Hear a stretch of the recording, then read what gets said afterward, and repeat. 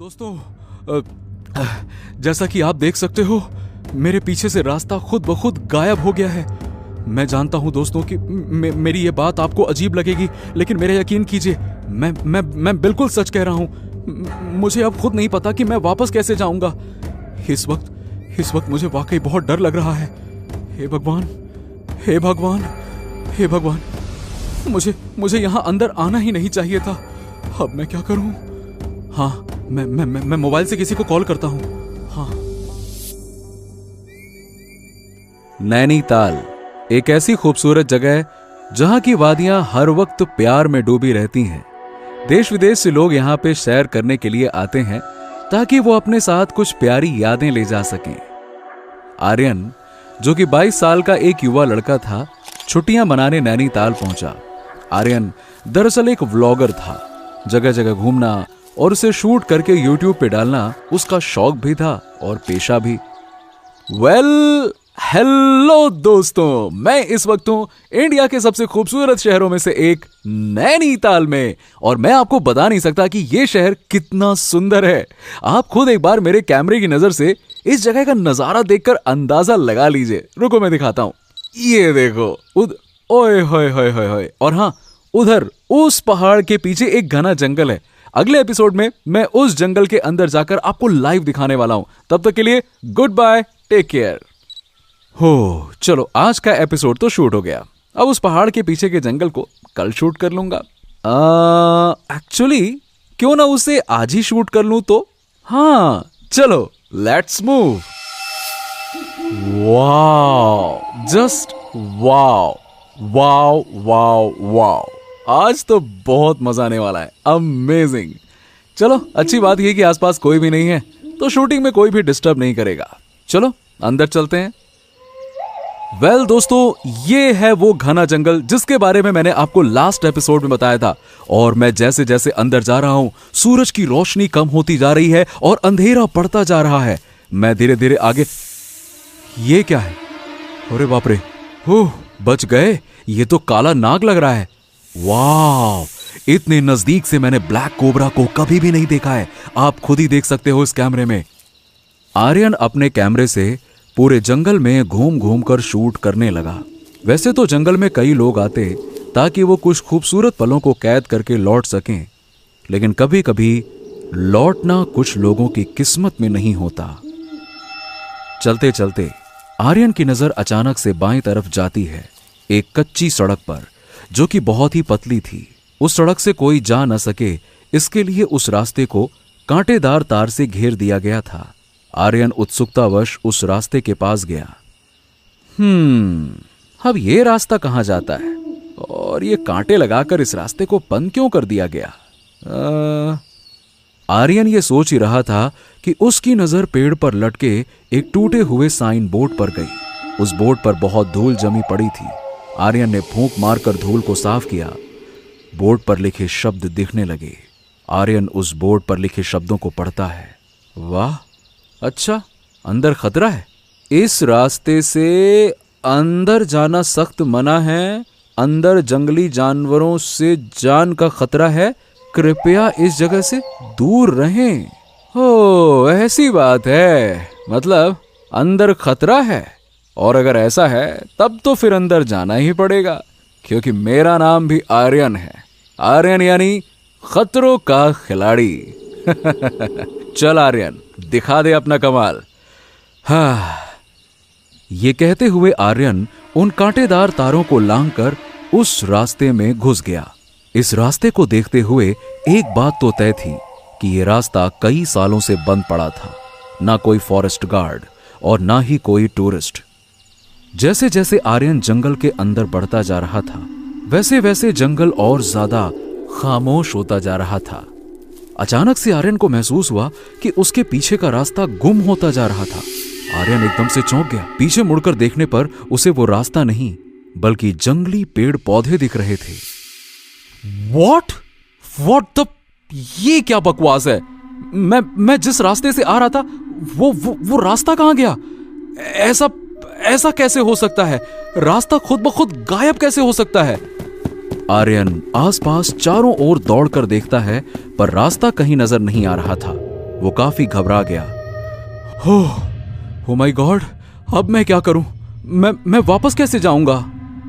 आर्यन कैमरे की ओर देखता है और बोलता है, हाँ दोस्तों, जैसा कि आप देख सकते हो, मेरे पीछे से रास्ता खुद ब खुद गायब हो गया है।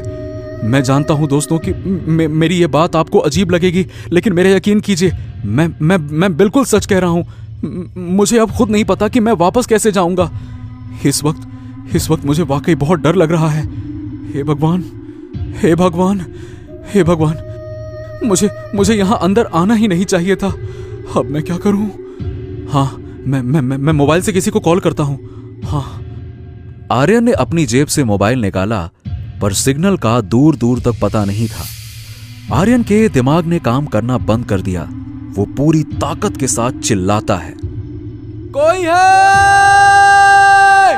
मेरी मदद करो, मैं यहां फंस गया हूं। आर्यन की आवाज वापस लौट कर आ गई। उसके चिल्लाने से अचानक जंगल में कई तरह के जानवरों की आवाजें आने लगी। वो खामोश जंगल अचानक से जाग उठा। आर्यन हताशा में फिर से चिल्ला उठा, कोई है? प्लीज मेरी यहां मदद करो, मैं रास्ता भटक गया हूं। कोई है? आर्यन के इस बार चिल्लाते ही जंगल के पंछी और जानवरों की आवाजें एकाएक बंद हो गईं और वो जंगल फिर से खामोश हो गया। आर्यन को इस खामोशी से थोड़ी अचरज हुई, लेकिन ठीक उसी वक्त अचानक से एक काला साया हवा को चीरते हुए ठीक आर्यन के सामने आकर खड़ा हो गया। उस काले साये के चेहरे पर चमकती हुई दो लाल आंखें देख डर के मारे आर्यन के हाथ से कैमरा छूट गया और वो तेज रफ्तार में वहां से दौड़कर भागा। मगर आर्यन की रफ्तार काफी नहीं थी। वो काला साया जमीन से उछलता है और एक पेड़ से दूसरे पेड़ पर तेजी से कूदते हुए आर्यन का पीछा करने लगा। दौड़ते दौड़ते अचानक आर्यन की नजर उसी कांटेदार तार की ओर गई जहां वो साइन बोर्ड लगा था। एक समय के लिए आर्यन की जान में जान आई। उसे लगा कि जंगल से बाहर निकल जाने का रास्ता उसे मिल गया और वो साइन बोर्ड की ओर तेजी से दौड़ पड़ा। पर यह क्या, वो कांटेदार तार अपने आप आर्यन की ओर बढ़ने लगी। आर्यन के होंठ सूख गए। आर्यन डर के फिर से जंगल की ओर पलटकर भागने लगा। वो कांटेदार तार तेजी से आर्यन के पैरों की ओर लपके और उसके पैरों को जोर से बांध दिया। दर्द से आर्यन की कराह उठी।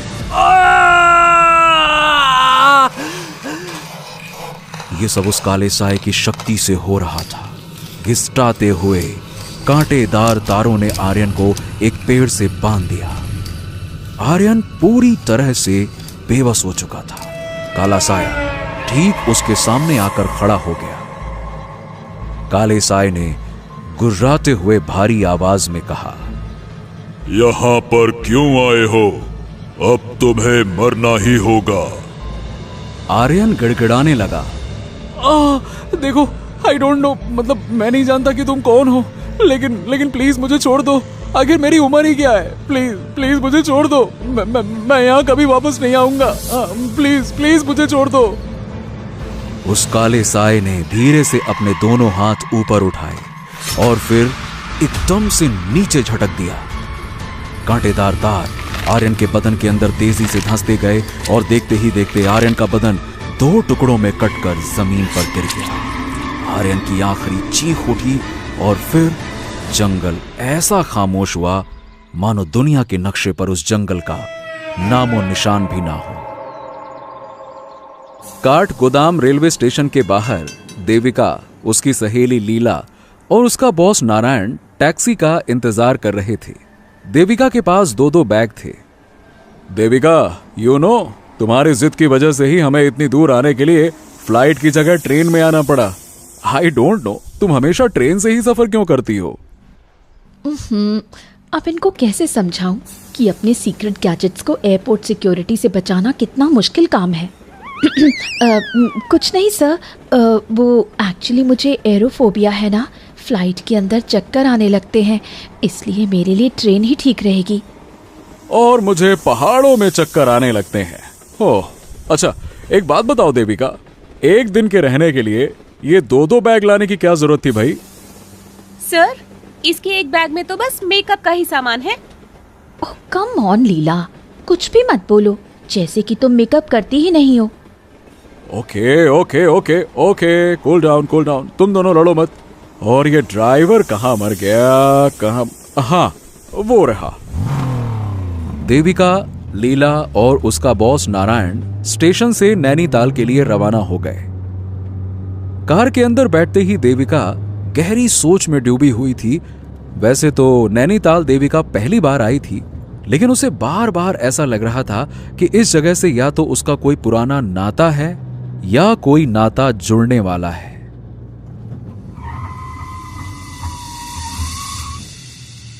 चलो भाई, अभी तो सबसे पहले अपने अपने रूम में जाओ और फ्रेश हो जाओ। आज के डिनर पर कल की स्पीच हम डिस्कस कर लेंगे। ओके चलो। ओफोफोफो, ये गेस्ट हाउस भी पहाड़ के ऊपर बनाया गया है। अब इन लोगों को क्या बताऊं कि घाटियां देखते ही मेरी हालत पतली हो जाती है। पता नहीं साइबर सिक्योरिटी पर सेमिनार इन लोगों को नैनीताल के पहाड़ों में क्यों रखना था। खैर। देविका अपने कमरे में घुसते ही कमरे का दरवाजा झट से बंद कर लेती है और अपना एक बैग खोलती है। उस बैग में देविका के स्पेशल गैजेट्स जैसे स्पेक्ट्रल रीडर, ईएमएफ स्कैनर और एक सुपर स्मार्ट रिस्ट बैंड भी था। देविका उन्हें कमरे के अलमारी में रखकर लॉक कर देती है। मैंने सुना है कि पहाड़ों पर कई सारी आत्माएं भटकती हैं। अगर वाकई ऐसा है तो आज मुझे आसपास कोई ना कोई आत्मा जरूर मिलेगी। अंधेरे में ये गैजेट्स किसी भटकती हुई आत्मा को जरूर ढूंढ लेंगे। ये कहते हुए देविका शावर लेने बाथरूम में चली गई। सूरज पहाड़ों के पीछे ढल चुका था और अंधेरा धीरे धीरे वादियों में पसर रहा था। गेस्ट हाउस के पीछे से एक पतला दरवाजा धीरे से खुलता है। देविका बिना कोई आवाज किए बाहर निकलती है। देविका अपनी हुडी को टाइट करती है और गेस्ट हाउस के पीछे की ओर चलना शुरू करती है। देविका एक छोटे से जंगल की ओर बढ़ रही है। गेस्ट हाउस के पीछे का रास्ता ज्यादा लंबा नहीं था। थोड़ी दूर पर देविका को एक छोटा सा जंगल दिखा। वो जंगल की तरफ चलने लगी। जंगल में घुसने से पहले देविका ने अपना स्पेशल रिस्ट बैंड ऑन किया और ग्रीन लाइट ब्लिंक करने लगी। उसके बाद देविका ने फ्लैश लाइट ऑन किया और अंदर घुस गई। ब्यूटीफुल, काफी इंटरेस्टिंग जगह है, रहस्यमय भी और खूबसूरत भी। पहाड़ी जंगलों में कुछ तो बात है। देविका काफी एक्साइटेड थी और वो जंगल के अंदर धीरे धीरे बढ़ने लगी। उसे उम्मीद थी कि आज उसका किसी न किसी से तो सामना होने वाला है। और ठीक उसी वक्त उसके रिस्ट बैंड पर ब्लिंक करती ग्रीन लाइट एकदम से रेड कलर की हो गई। Red light? इसका मतलब है कि इस डायरेक्शन में आगे कोई है। अगर ऐसा है तो आज बहुत मजा आने वाला है। चल Devika, the mission is on. ये कहते हुए देविका ने अपना दूसरा गैजेट ऑन किया, जिससे वैसी आवाजें भी सुनी जा सकती हैं जिन्हें हमारा कान नहीं सुन सकता। अचानक देविका के एक गैजेट से कुछ आवाज आई। ईवीपी रिकॉर्डर ऑन करती हूँ। इसके जरिए मैं आत्मा की बात रिकॉर्ड कर सकती हूँ और उससे बात भी कर सकती हूँ। देविका ने जैसे ही उस मशीन को ऑन किया, कुछ ऐसी आवाजें आने लगीं जैसे कोई औरत कुछ बोल रही हो। हालांकि उस औरत की आवाज साफ नहीं थी। हेलो हेलो हेलो, कोई है? हेलो। ये आवाज तो किसी औरत की है, यानी आसपास किसी औरत की आत्मा मौजूद है। मुझे ये रिकॉर्डर उसके करीब ले जाना होगा ताकि उसकी आवाज साफ साफ सुन सकूं। देविका जिस दिशा से आवाज आ रही थी उस तरफ बढ़ गई। धीरे धीरे उस औरत की आवाज साफ सुनाई पड़ने लगी। क्या कहा? एक बार मेरे सामने तो आओ, जान से मार डालूंगी तुम्हें। ये आवाज उस पेड़ के पीछे से आ रही है। वो आत्मा वहीं पर है।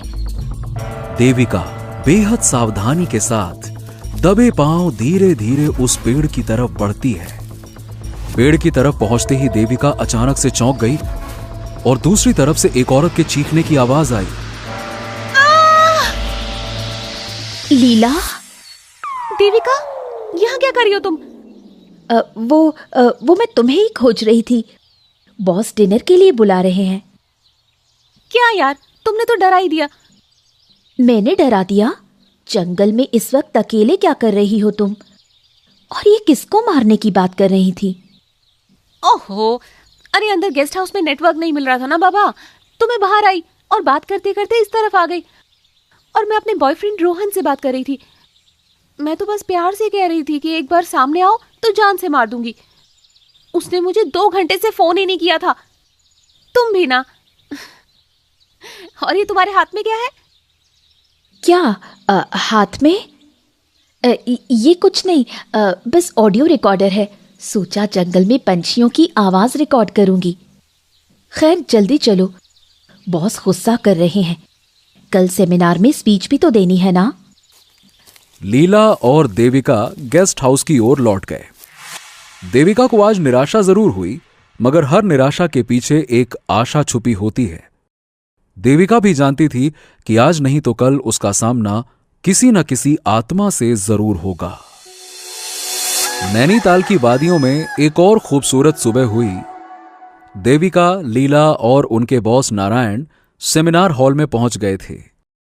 आज के जमाने में आपका डेटा ही आपका पैसा है, और इस पैसे यानी कि अपने डेटा को सेफ रखना ही हम सबकी जिम्मेदारी है। हैकर्स का अटैक दिन ब दिन और बड़ा होता जा रहा है। हैकर्स का क्या है, वो तो हैकर क्या कर लेगा? यहाँ तो मोबाइल में टावर ही नहीं है। सुबह से अपने रोहन से बात ही नहीं हुई मेरी। देविका लीला की बात सुनकर मुस्कुरा देती है। तभी देविका का रिस्ट गैजेट हल्के से बीप करता है। देविका तुरंत ब्लूटूथ ईयरफोन अपने कान में लगा लेती है और गैजेट पर एक पुश नोटिफिकेशन फ्लैश होता है। New suspect, paranormal death, victim Aryan Rawat. Devika के फोन पर एक न्यूज फ्लैश होती है। नैनीताल के एक जंगल में आज सुबह एक और लाश 2 टुकड़ों में मिली। पुलिस के कहने के मुताबिक यह किसी जंगली जानवर का हमला है, लेकिन वहां के गांव वाले और आदिवासियों का कहना है कि यह किसी प्रेत आत्मा का काम है। यह चौथी बार है जब इसी जंगल में कोई मौत इस तरह से हुई है। देविका तुरंत अपना गैजेट बंद कर देती है। उसकी आंखों का एक्सप्रेशन बदल जाता है। क्या हुआ? सब ठीक है? हाँ, ओ यस, सब ठीक है। वो माँ का फोन आ गया था। और अब मैं बुलाना चाहूंगा अपने सबसे फेवरेट स्टूडेंट और एम्प्लॉय को, जो कंप्यूटर की दुनिया की बादशाह, oh my mistake, sorry, I mean to say कि महारानी। Yes, let's welcome miss Devika Hegde. अरे ये लड़की हमेशा टाइम पर ही धोखा देती है।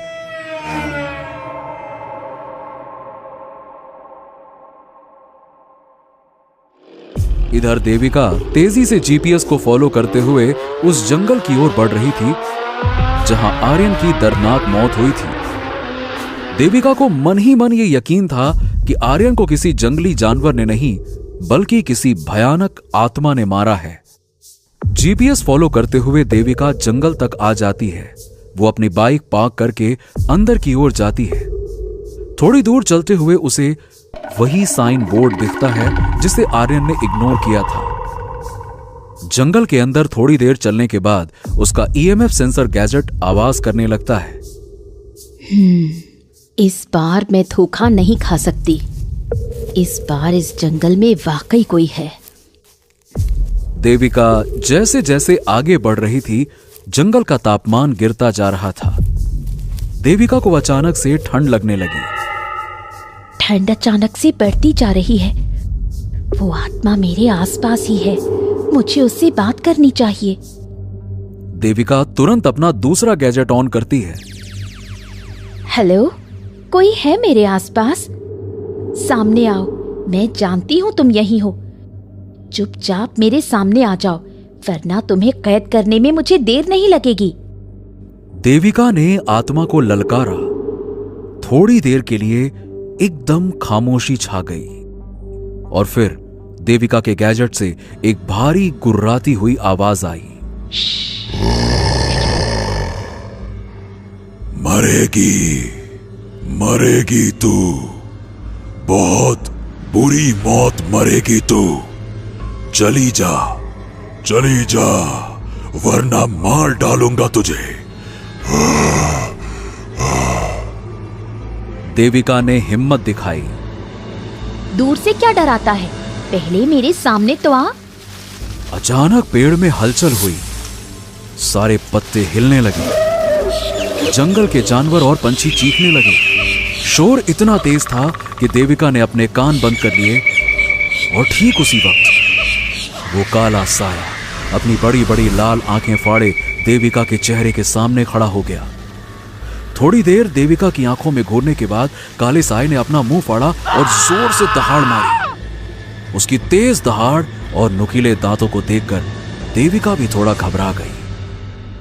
पूरा जंगल एकदम खामोश हो गया। देविका ने फुर्ती से एक छोटा सा गैजेट बाहर निकाला और बटन दबा दिया। गैजेट से एक बिजली निकली और सीधा उस काले साये से टकराई। काला साया बिजली के झटके से टकराकर दूर गिर गया। सीधे तरीके से मान जाओ, वरना मेरे पास और भी तरीके हैं। ये कहते हुए देविका ने अपना ब्रह्मास्त्र यानी कि आत्मा को कैद करने वाली मशीन निकाली और बटन दबा दिया। मशीन से लेजर लाइट काले साये की ओर निकली, पर इससे पहले कि वो लेजर लाइट काले साये को कैद कर पाती, वो उछलकर देविका के पास आ गया और एक झटके में उसकी मशीन को चकनाचूर कर दिया। देविका को काले साये की शक्ति पर यकीन ही नहीं हुआ। अब बारी काले साये की थी। उसने इशारा किया और कटीले तारों ने देविका को पेड़ से बांध दिया। मरने के लिए तैयार हो जाओ। देविका ने हार मानते हुए अपनी आंखें बंद कर ली। देविका की सांसें तेजी से चल रही थीं। काले साये ने अपने दोनों हाथों को उठाया और आखिरी वार करने को तैयार हो गया, पर तभी पत्तों के खड़खड़ाने की आवाज आई। काले साये ने चौंक कर इधर उधर देखा तो दूर अंधेरे में कोई खड़ा था। देविका ने भी अपनी आंखें खोली और एकटक देखने लगी। हल्के अंधेरे में से एक आदमी बाहर आया और उजाले में आकर खड़ा हो गया। वो शख्स कोई और नहीं बल्कि देव था। देविका देव को देखकर हैरान हो गई। तुम जो कोई भी हो, इसे छोड़ दो। तुम चाहो तो इस लड़की के बदले मुझे मार सकते हो। काले साये की भयानक आंखें चमक उठी। वो एकदम से देव की ओर झपटा। देव पहले से चौकन्ना था। उसने फुर्ती से अपना फैंटम कॉर्ड्स वाला पेंडेंट काले साये के ठीक सामने रख दिया। वो पेंडेंट बहुत तेजी से चमकने लगा। काले साये की लाल आंखें चौधियां गईं।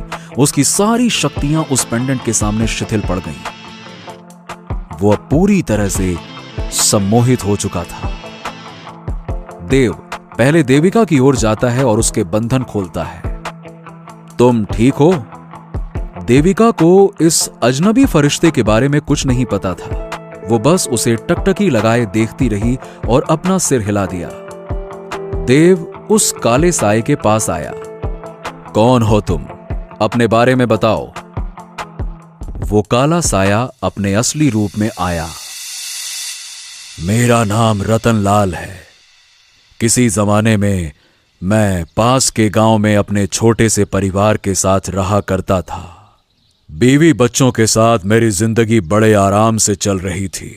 बहुत ही साधारण जीवन जी रहे थे हम लोग। पर जो भी था, हम अपने जीवन में खुश थे। मैं अक्सर इस जंगल में आया करता था लकड़ी काटने के लिए, और उसी लकड़ी से हमारे घर का चूल्हा जलता था। सब कुछ ठीक चल रहा था कि एक दिन जाने कहां से दो मनहूस इस जंगल में आए।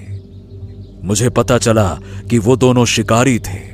रात में वो चुपके से भालू का शिकार करते और उसे तस्करों के हाथों बेच देते। मैंने ये बात गांव वालों को बताई, पर डर के मारे कोई भी आगे नहीं आया, क्योंकि उनके पास बंदूकें थीं। हम इस जंगल को अपनी मां मानते हैं और यहां के पशु पक्षियों को अपने परिवार की तरह ही मानते हैं, और ऐसे में अगर हम इनकी रक्षा नहीं करेंगे तो और कौन करेगा? फिर क्या था, एक दिन मैं उनके सामने सीना तान कर खड़ा हो गया और कहा कि यहां से लौट जाओ अपने शहर, वरना मुझसे बुरा कोई नहीं होगा। जवान था और सीधा साधा भी। दुनिया कितनी जालिम है ये मैं समझ नहीं पाया। वो निहत्थे होते तो अकेला लड़ जाता उनसे, पर उनके पास बड़ी बड़ी बंदूकें थी। एक गोली आई और मेरे पैर पर लगी। मैं लहूलुहान होकर नीचे गिर गया। उन्होंने मुझे घसीटकर पेड़ से बांध दिया और बहुत मारा, बहुत। मैं भीख मांगता रहा, मैं दर्द से चिल्लाता रहा, रहम की भीख मांगता रहा कि मुझे छोड़ दो, छोड़ दो। अपने बीवी और बच्चों की दुहाई भी दी, लेकिन उन लोगों ने मेरी एक भी नहीं सुनी। उनके पास एक तलवार भी थी। उस तलवार से उन्होंने मुझे काट कर वहीं मार डाला। 3 दिन तक मेरी लाश 2 टुकड़ों में वहीं पड़ी रही। बाद में मेरी लाश को जंगली जानवर घसीट कर ले गए। पुलिस कहती रही कि मुझे किसी जंगली जानवर ने मारा है, पर गांव वालों को एहसास था कि मुझे किसने मारा है। किसी ने कुछ नहीं कहा। सब शांत रहे और मैं प्रेत बनकर इस जंगल में भटकता रहा। तब से यहां जो भी आता है उसे शिकारी समझकर मैं मार डालता हूं। देव रतनलाल के दर्द को समझ सकता था। उसने सहानुभूति के साथ कहा, रतनलाल, देखो, इसमें कोई दो राय नहीं कि तुम्हारे साथ बहुत ही बड़ी नाइंसाफी हुई है। तुम्हारा गुस्सा जायज भी है, लेकिन मैं तुम्हें अपना बदला लेने के लिए किसी निर्दोष की हत्या करने नहीं दे सकता। तुम्हें मैं मुक्त करता हूं ताकि तुम्हारी आत्मा इस जंगल से हमेशा हमेशा के लिए चली जाए। रतनलाल अपना सिर झुकाए रहा और फिर उसने देव की ओर देखते हुए कहा, मैं भी यही चाहता हूं। मैं हाथ जोड़कर तुमसे विनती करता हूं कि तुम मुझे मुक्त कर दो। देव काले साए यानी रतनलाल के पास आया और अपने जादुई पेंडेंट को उसके सर पे रख दिया। उसी वक्त एक प्रकाश फैली और एक धुआं बनकर रतनलाल की आत्मा आकाश में विलीन हो गई। रतनलाल की आत्मा को मुक्ति मिल चुकी थी। देव देविका की ओर मुड़ता है। तो तुम यहां क्या कर रही थी? देविका अभी भी खोई हुई थी। उसे यकीन नहीं हो रहा था कि देव के पास ऐसी शक्ति है। ओ हेलो, मैंने पूछा, तुम यहां क्या कर रही थी? वो एक्चुअली मैं इसी आत्मा को कैद करने आई थी। देव देविका के टूटे हुए गैजेट्स की ओर देखकर कहता है, इन खिलौनों से? देविका को यह बात बहुत बुरी लगी। एक्सक्यूज मी, खिलौना नहीं है ये, एडवांस मशीन्स हैं जो मैंने खुद से बनाई हैं और कई सारी आत्माओं को कैद भी किया है। पता नहीं आज क्या हो गया। अच्छा, तुम्हारी किस्मत अच्छी थी कि मैं जंगल के उस पार किसी दूसरी आत्मा की खोज में आया था। रास्ते में अचानक से मुझे एहसास हुआ कि इस तरफ कुछ तो बात है। अगर मैं ना आता तो तुम अब तक जिंदा नहीं होती। देविका देव की ओर देखती है और हल्के से मुस्कुराती है। थैंक्स। जिंदगी बचाने के लिए बस थैंक्स। चलो कोई बात नहीं, आओ तुम्हें जंगल के बाहर छोड़ देता हूं। वहां से चुपचाप अपने घर लौट जाना। तुमने अभी अभी बताया कि तुम किसी दूसरी आत्मा की तलाश में जा रहे थे। हाँ, जा रहा हूं। तो मैं भी तुम्हारे साथ चलूंगी। मैं अपना काम अकेले करता हूं। ये कहते हुए देव आगे बढ़ गया। अकेले? That we will see। Devika की आंखों में एक चमक थी। देविका देव के पीछे पीछे चलने लगी। जब भी एक कहानी खत्म होती है तो दूसरी कहानी के लिए रास्ता बना जाती है। दोस्तों, कैसी लगी आपको ये खौफनाक और रोमांचक कहानी? नीचे कमेंट करके जरूर बताइए। और अगर आपको यह कहानी पसंद आई तो लाइक, शेयर और भूतनाशक पार्टी को सब्सक्राइब करना ना भूलें। हर शुक्रवार हम लाएंगे एक नई हॉरर स्टोरी, तो तुरंत बेल आइकन को दबा दें ताकि ऐसी ही हैरत अंगेज कहानी आपसे कभी छूट ना जाए, क्योंकि डरोगे तभी तो आगे बढ़ोगे।